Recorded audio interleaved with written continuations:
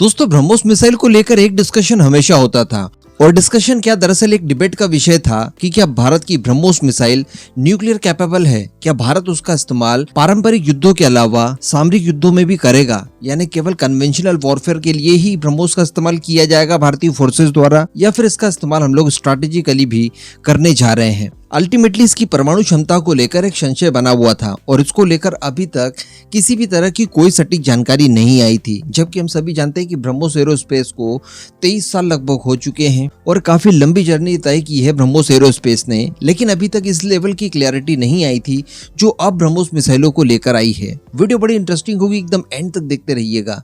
तो दोस्तों, सबसे पहले तो अगर हम लोग ब्रह्मोस के डेवलपमेंट को देखें, इसके अंदर बदलावों को देखें और इसके अंदर जो भी हम लोग अपग्रेडेशन कर रहे हैं, इन सभी को अगर ध्यान से देखा जाए तो कहीं से कहीं तक ऐसा नहीं लगता कि इसका इस्तेमाल न्यूक्लियर अटैक करने के लिए भारतीय फोर्सेस करने वाली है। यानी हमें जरूरत भी नहीं है, क्योंकि हमारे पास वैसे कई सारी मिसाइलें हैं जो कि न्यूक्लियर कैपेबल है, न्यूक्लियर अटैक कर सकती है और बड़े लेवल पर कर सकती है।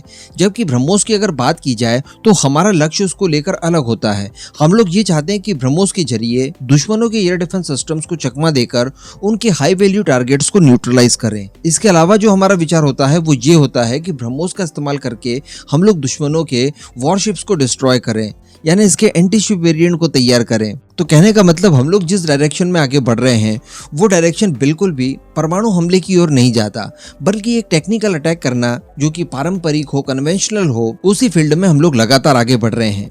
लेकिन 2022 की एक घटना के बारे में जिक्र अगर किया जाए, जब भारत की ब्रह्मोस मिसाइल मिसफायर होकर पाकिस्तान के मियां चुन्नू इलाके में जाकर गिर गई थी, उस समय पाकिस्तान ने दुनिया भर के अंदर बहुत जबरदस्त प्रोपोगेट किया।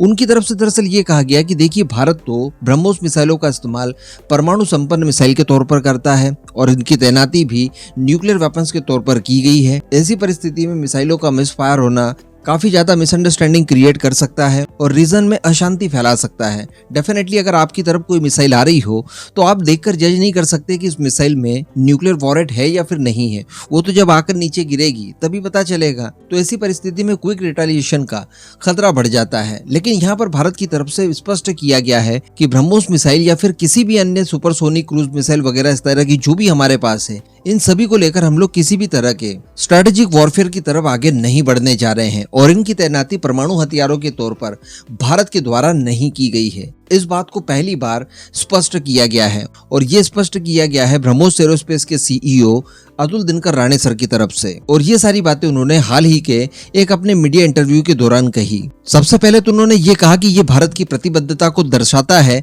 कि भारत हमेशा से ही कन्वेंशनल वॉर के लिए तैयार रहता है, न कि किसी तरह के न्यूक्लियर वॉर के लिए। उन्होंने कहा कि ब्रह्मोस मिसाइल 300 किलोग्राम तक का वॉरेट ले जा सकती है, लेकिन हम इसका इस्तेमाल केवल कन्वेंशनल वॉरेट ले जाने के लिए ही करते हैं। वैसे मैं आपको बता दूं कि ये इतनी क्षमता रखती है कि ये न्यूक्लियर वॉरेट भी ले जा सके, लेकिन भारत ऐसा नहीं करता।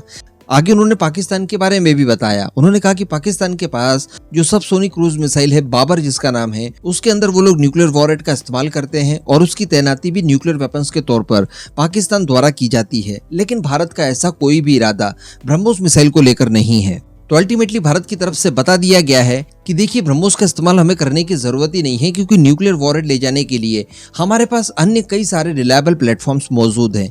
अब इस पूरे मुद्दे पर दोस्तों मैं आपको ओपिनियन जानना चाहूंगा, नीचे कमेंट बॉक्स में जरूर बताइएगा।